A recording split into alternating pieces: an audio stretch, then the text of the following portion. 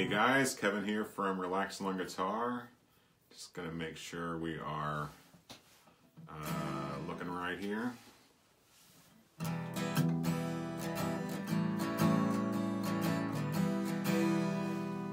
I think we are because the little red light is on. Still loading here. Here we go. All right. So there's some folks here already.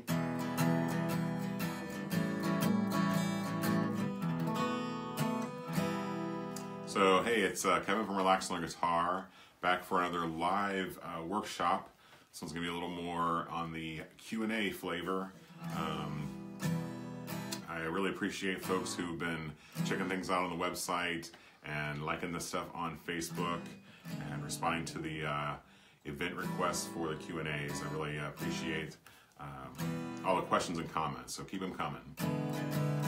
Tonight is going to be a live Q&A. I do run a Relaxing on Guitar membership, and there are folks that have chosen that membership paid option, and they ask questions. We do a lot of work together, and I try really hard to get back with folks. And every once in a while I get some questions from people that I can answer and get back to them, but it would be a great topic to do live like this because there's a lot more detail you can get into, obviously in a live situation.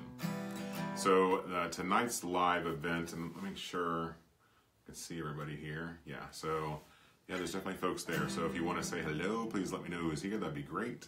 Jim. Jim, what's up? Jim in Michigan, thanks for tuning in. The goal tonight is to answer some questions from members. I'm going to start with a question that's we could talk about for a lifetime. I do got to warn you that if the screen goes black all of a sudden, things are looking very ominous here in Ohio and Cincinnati. The skies are dark, a storm coming in, so hopefully we get through all this pretty well tonight. Just keep your fingers crossed. Let's see, we got Rick in Minnesota. Hey Rick, thanks for tuning in. So tonight's question is from Anthony, the first question, and I'm going to go a little more in detail than I usually do because it's a great question, it's a great thing to know, and like I said, it's something you can talk about for a long time. He wrote in and said that he had gone to a recent event where he saw some folks playing together, and it was a sitar player and a guitar player.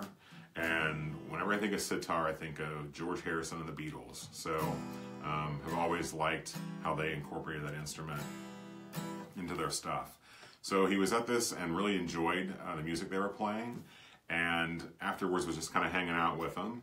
And hey, what's up, Steve from Mississippi? Wow, all right. Thanks for watching tonight. If you guys have questions, just pop them in here in the comments. I'll get to them as soon as I can. We've also got a Patrick from South Carolina. Might be a little warmer there than here in Ohio. The question from Anthony, after he spoke to these guys, he kind of made a comment like, hey man, how'd you guys do that? How do you guys sound great together? And I don't remember exactly if it was one or the other, but one of them said, well, it's because he knows his scales so well. And so his question back to me was, now, what does that mean exactly if you know your scales? Because he knows some scales. What does it mean to know them well enough to basically jam with somebody? So that's what we're going to focus on for the first part of this Q&A. I'm going to go really super simple when it comes to this because it is kind of involved, regardless of your level. So a scale, very basically, is single notes that are ascending. So that is an ascending, that's a E minor pentatonic scale actually. And so when you're playing a scale or you hear the term scale, it basically means single notes played in an ascending order in a very basic sense. The thing with scales is they, and like a lot of things in guitar, they follow a pattern or a shape.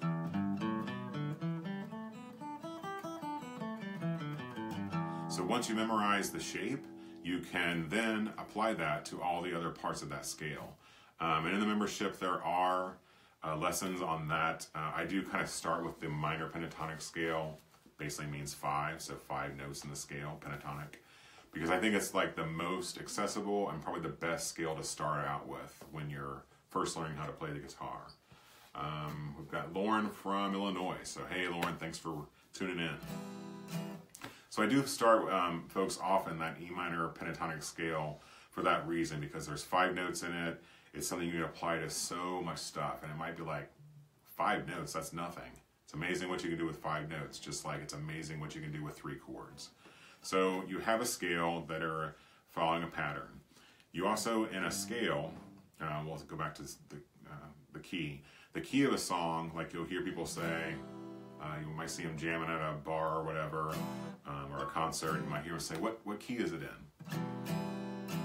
The key of a song is basically the center, the main tonal center of that song. So it's kind of, in the easiest terms, tells you kind of where you want to start and end. Our brains want things to resolve. So if you're playing a song in E, you know that E's, oops, there's only certain notes that are going to sound right there, and in the key of E, you know that E is the root or the key of the song. You'll know that starting or ending on an E is going to sound good and sound pleasing to everyone's ears.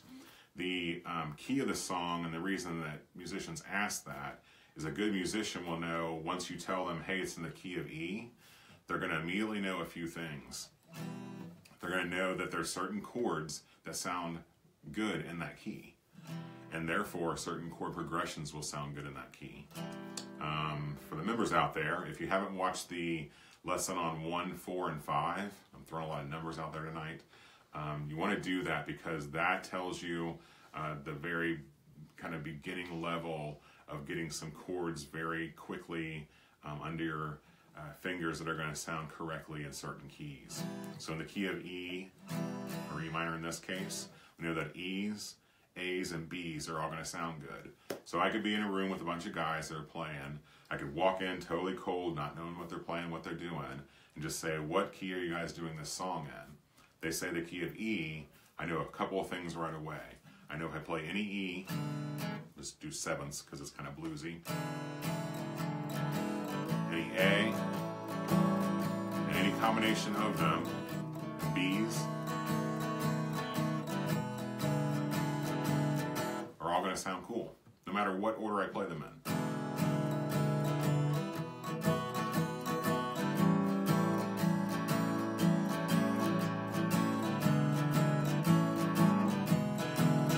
So I've known right off the bat that there's some certain chords I can play that will sound good when I'm jamming with them.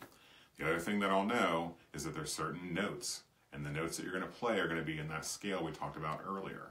So I know it's in the key of E, so Dave's like, dude, this is in the key of E. All right, so I know if I want to lay back and do some rhythm, I'll just play the chords. But from what Anthony described, at least one of the guitar player or sitar player was playing some notes that are from the scale, and then improvising over top of that. And knowing your scales helps you do that. So in this case, I could do anything in that E minor pentatonic scale.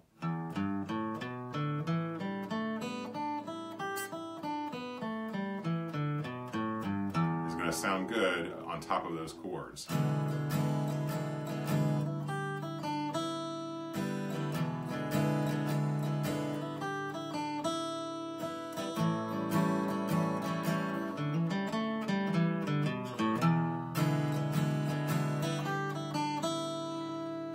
All those single notes you hear are in the scale, so that's why they sound good in that key. Let's not play the right notes here, and you'll notice the difference. Let's say you're still in that same jam session, you're playing the E's, A's, and the B's.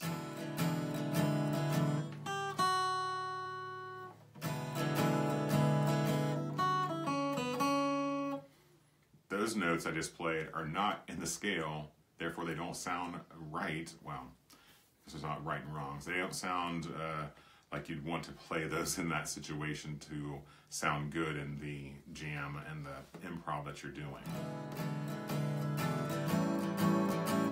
Hopefully that makes sense. It's a lot of stuff to kind of cover. So in the very basic sense, Musicians need to know the key of a song or the key of a jam or a riff or what they're working in.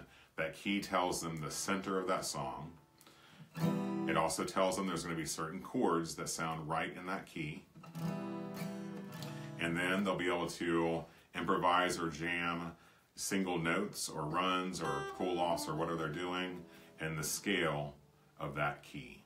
So those are kind of the building blocks. Key with chords that sound good, with the scale notes that all sound good on top of all of it. It's like a layer cake. You gotta have to know what the layers are so that it all sounds right together. So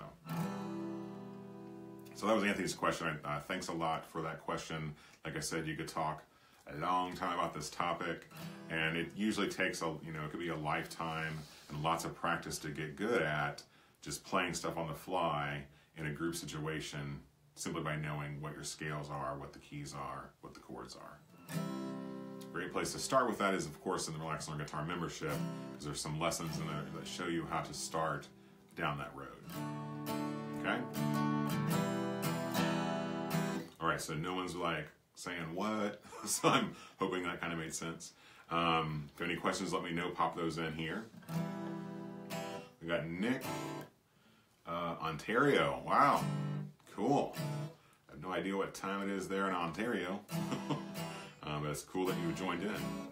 Had another question from, I believe it was Terry, and he had asked a question about guitar, picking the guitar, strumming the guitar. Oh, is Skip there? What's up, Skip? Glad you make it. Skip's in the membership. Oh, we're on the same. Wow, easy enough. Did not realize that. Could be closer neighbors than I thought. Terry in the membership had asked a question that I wanted to cover tonight because it's actually a question that is, well, not a question so much as a concern people have that are, is Kathy watching? What's up? Hey, Kathy. Thanks for tuning in. Terry asked a question that, not so much a problem, but it's something that I hear a lot from folks, especially when they're first starting out. Terry asked me, how can I pick or strum the guitar lighter? And I know what he means when he says lighter. Let's see, I recently did a lesson on the America song, Horse with No Name, so 2-chord song.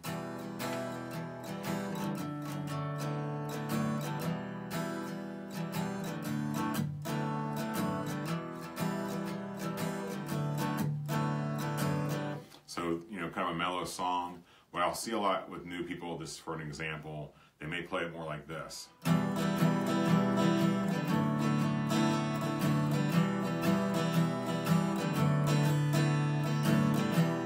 Which doesn't sound horrible, but it's not, you don't get all the little nuances of the guitar when you're playing that way.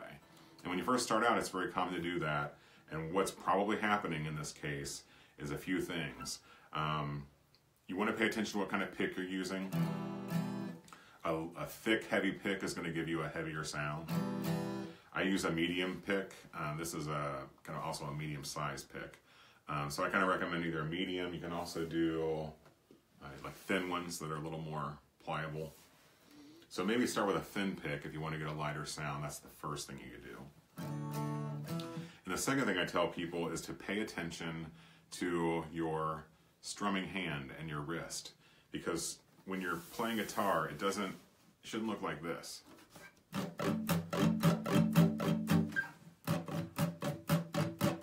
It's not kind of a horizontal thing. Like the pick isn't always horizontal to the floor. When it is, you get that loud kind of heavy sound when you strum. There's wrist motion happening when you play. So you want to, what you want to see happen is your wrist kind of doing this motion that puts your pick more at like a, I don't know my math as well, 45-degree angle, kind of pointing up at you. So here's the end of the pick. So when you're strumming down, the picks actually should be pointing up at you a little bit. And when you strum back up, it's pointing down. So you have this kind of a motion with your wrist. It's not like as much in the elbow. If you're really crushing it loud, you're probably doing some Pete Townsend stuff and really giving your elbow a workout. Your elbow is obviously moving when you strum.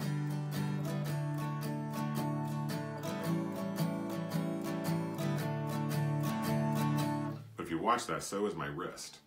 So it's a circular kind of rotating motion.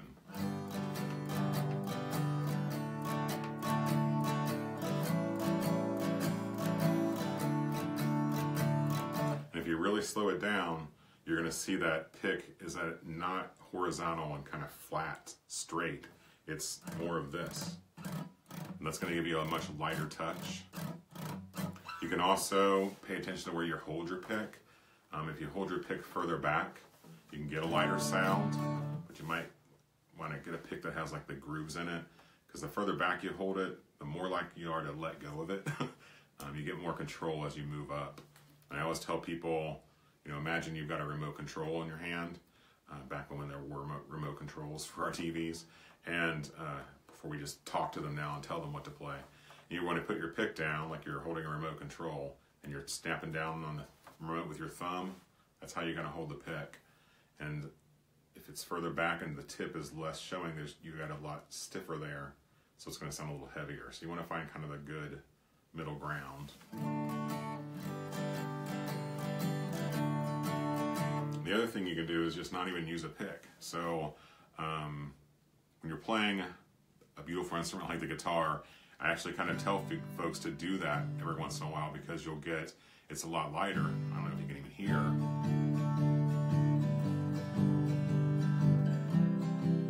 Hear my guitar when I'm playing with my, can you guys hear that? Just curious. I don't have the, just notice I don't have the big mic plugged in. But I encourage people to do that. I'm just using like the fat part of my thumb, not my thumbnail, just the fat skin part of my thumb.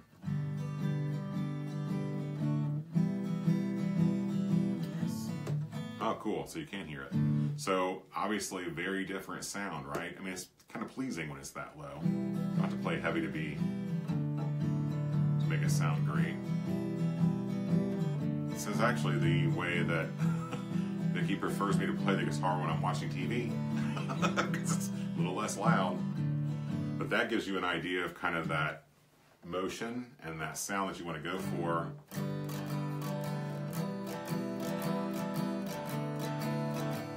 Now that sounds like super loud and abrasive almost. And that's very light. So it's going to sound really loud if you're playing it.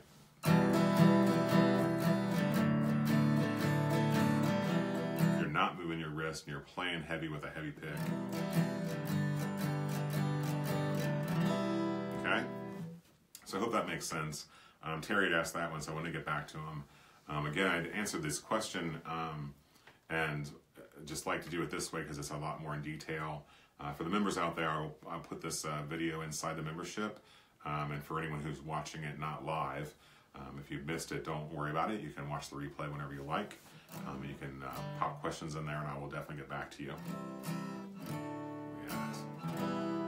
Another question, and I don't have a specific name for this one because I think there was several folks at once kind of talking about it, and it was the ever popular question of when do I change my guitar strings? And that like blew up into like what kind of guitar strings to use. So I want to talk about those two things kind of quickly on this Q&A. And again, if you guys have, you can ask me anything you want. Ask me anything about guitar stuff, playing guitar, the membership, whatever you want to ask about. But the guitar string changing question is really going to depend on a lot of factors. A couple weeks ago, I'd done a video on how to take good care of your guitar and using a humidifier. And there's a lot of variables with that because it depends on where you live and what the humidity's like and where you store your guitar. With strings, it's kind of similar. It's going to depend on a couple of things. How often you're playing your guitar, how much you're playing it, whether you have that guitar that you've spent a lot of time with, because if you play your guitar a lot and every day, you're going to notice a few things that are going to kind of be keying you in that the guitar strings need changed. the way that I know it with mine, I don't really have like a schedule I follow. Some people do. Some people are like, I change my guitar strings every month. I don't do that. And I do play every day. Or I change my guitar every 3 months. If you want to do a schedule like that, then great. I really just go by my ear, because the biggest way I know my guitar strings need change is they sound dull. So this particular Martin has one of the reasons I love it, has a kind of a deep, bassy, round tone. But you have the high end of the strings. When I hear that, and it's kind of sometimes described as bright, like when it doesn't sound as bright or as clear, I know the strings are getting dull, and I probably need to change those. You could also just kind of take a look. These are in still pretty good shape, but you'll notice on your strings when you start seeing, especially if you're using steel strings, which most folks on acoustic guitars are, you'll notice the strings are getting a little not as shiny, starting to get some rust or some residue on them and looking a little less new. And that's what also kind of leads to that tone sounding, not less clear and just dull. So you can basically just take a look at your strings and know, well, those have been in there a while. You can kind of test it this way, like your headstock up here, past up here. That's how your strings are pretty much going to look most all the time, because they obviously don't get played up there. So you can kind of pair that with the neck and the fretboard, and if there's a big difference in the color, it's kind of like, oh, probably need to change the strings. You want to tune your guitar every time before you start playing, just so you get your ear used to the sound of a guitar that's in tune. So if you find out that when you're tuning your guitar, you got to do a lot of, oh my God, it's like they're losing kind of their elasticity and they're not tight and staying in where they should be, another clue. So I don't tell folks, hey, do your guitar strings every month, week, whatever. I've read in magazines, dating myself, I've read on the internet that some musicians, change their strings before they play every night, and that's fine, because they know and they play for hours at a time. And the other thing is, can also depend on how sweaty you are. So if you're sweating a lot on your strings, they're going to rust faster and corrode faster. So I'm sure some musicians that are really getting into it at night on their gigs and stuff and their concerts are going to need to change their strings or collar over at the roadie that works for them to do it. So, we're still looking into it. Yeah. Yes. We'll take a little question here. So Jim, who's in the membership, it's good to see you again. When are we going to start selling those cool shirts? So, yeah, Vicky's like, dude, why did you put that out there? And I'm like, because I think it's a cool shirt. So, recently I've done a new logo, had some positive response. So, wanted to have a shirt with Relax on Guitar on it. So, right now there's 2. So, did Todd jump in? Mm-hmm. Hey, what's up, Todd? Thanks for tuning in. Todd's also in the membership. So the logo shirts, because they looked cool and I wanted to get some. We literally have, I'm wearing one of 2 shirts that we have right now. But we are researching. We really want this to be something that you guys can get that's a couple of things. Inexpensive and good quality. Hey, what's up, Todd? So that's kind of where we're at. We know we want to do that, and there's several folks who have been like, hey, how can I get one of those? And absolutely. I think the only thing it requires, like if you buy a shirt, you're going to have to take a picture and share it or hashtag it or something for Relax on Guitar. But yeah, we are working on that. We don't have an answer yet. Want to have one in the future for folks to be able to go to the website, ideally, and order those. So Bill on the... All right. Hey, what's up, Bill? Thanks for tuning in. So that's the answer to the shirt question, that it's coming in the future. Just got to figure out the fastest, easiest way, and want to keep it really affordable for folks.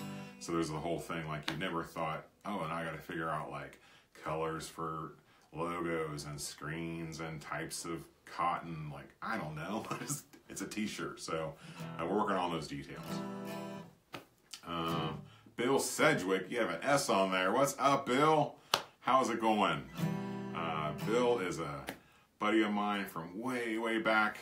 I'm going to say Twist and Shout might have been the first song that we worked on. Am I remembering that correctly? That's kind of the shirt answer. So we do want to get shirts out to folks. I'd love to be able to do it. Yeah, nice. See, I still got the memory. So that's kind of the shirt question. We're working on that. The string changing question. And the last thing, the string changing question in the membership turned into this big discussion about types of strings. And I'll kind of wrap it up there. Take It Easy. The Eagles, yes. That's actually a very popular song in the membership. People love that song. Eagles are awesome. And the thing with guitar strings, it's a personal preference. I don't have an affiliate or any kind of association with any certain guitar strings. I used John Pierce strings for a long time. These that I have on mine now are coated, so for beginners that might be something I would maybe recommend, and some other folks had said that too when we were talking about this. If you can get a string that has kind of a coating on it, it's not super noticeable, but it does help with your fingers when you're first starting to play guitar and starting out. That's one of the biggest things. You're gonna hurt. So your fingers are gonna hurt until you build up the calluses, and then your fingers get used to it. So coated strings might make it a little easier that way. You can move them around a little faster, not get hung up as much. And they've also found that these coated strings last a little longer, so I can play this guitar every day and sweat on it or whatever, and it's not going to be a situation where I got to change the guitar strings all the time. Other than that, I mean, my preference is steel string acoustic guitar. So I'm sure there's folks out there that play nylon string guitars or play electric guitar mostly, but I just think there's nothing that sounds better than real wood and metal and something I can touch that's not a glass screen and have an organic sound to it. It's just nothing that beats it. So I always kind of advocate, even though it's going to hurt you a little bit, learn on an acoustic guitar first. And I think that if you move from acoustic to electric, just my personal opinion, it makes things a little easier, because then you're easily going to be able to pick up that electric guitar, and obviously the strings on electric guitars are different because they're lighter and thinner gauge. It might be easier when you make that transition. Other than that, as a personal preference, there are guitar strings out there that sound more round and bassy than some that sound more thin and bright, and it really just depends on the guitar you're putting them on. So experiment with it. I mean, it's, worst thing that happens, you put some strings on and you don't leave them on as long as maybe the other pair, other set, and once you find another set you like, just go with those. I will say, there's two things I tell people to avoid when they're brand new. Don't go like months and months and months and not change your guitar strings because you A, don't know how, or B, are afraid it's going to hurt something. If you don't know how, then find someone who does, or actually there's I've got a video on the website that you can watch that shows you how to change your guitar strings. Or you can take it to a music shop if there's still one of those brick and mortar shops around where you live. Because sometimes with beginners, they don't want to do that. And I always love the first day I have my new set of strings on, because it all sounds so great. So you don't want to, as a beginner, avoid doing it because you either don't know how or you're afraid it might do something to your guitar. So definitely change those so you get that sound. And then the other thing I tell folks is tune your guitar every time you play. And you might notice it hasn't gone out of tune very much, but I mean, there's just so many options. Back in the day when I was playing, either I couldn't afford an electric tuner, I just didn't use one because they really weren't out there. It would just be a matter of standing with the guys and someone say, hey, play an A, and we'd all kind of tune to that instrument. But there's really no, these little tuners are amazing, and there's 50 different kinds you can use. This one's clips onto the headstock. They're just so very accurate and easy to use, and there's no reason you shouldn't tune your guitar every time before you play. And it just does a lot to get your ear used to what it sounds like when you're playing in tune. All right. Let's see. No other questions at this point. Where are we at? Oh, we're about 30 minutes in. So those, let me see. Anthony, Terry, kind of group. Yeah, those were the main question and answers that questions that folks sent in for me to answer tonight. So I ran through those. If you, again, I appreciate folks and their support, liking the videos. If you haven't gone over to the Relax Learn Guitar Facebook page to get notifications, please do that, and you'll be notified whenever I go live for either some live lessons or a workshop or a Q&A like this. So definitely do that if you haven't. And if you haven't been to the website, head over to relaxlearnguitar.com. You can sign up for free lessons there, and I'll send them right to your inbox, and you can start playing the songs that you love and stop struggling when it comes to playing guitar. It doesn't have to be hard, it doesn't have to be frustrating. It could be something that you enjoy, learn some songs and tunes to hang out with your friends and family. Summer's right around the corner, so you're going to want to have a few tricks in your bag so you can hang out around the campfire and play some cool acoustic guitar. Okay? All right, so I think that's all I have for tonight. Thanks again, you guys, for tuning in, and I will see you for the next live lesson on Facebook. See ya. You're welcome, Jim.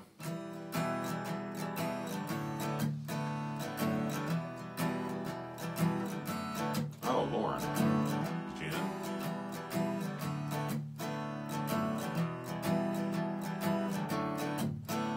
See you, Nick. Take care, Bill. Good to see you. Lauren. Oh, I don't know if Lauren's still on here, but I can answer that one real quick. Arthritis is frustrating. Yes. Actually, I hear that one a lot.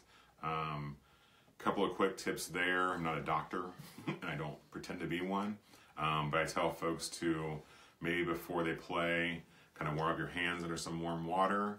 I got a lesson out there on just how to do some quick stretches, make sure your hands are kind of limber.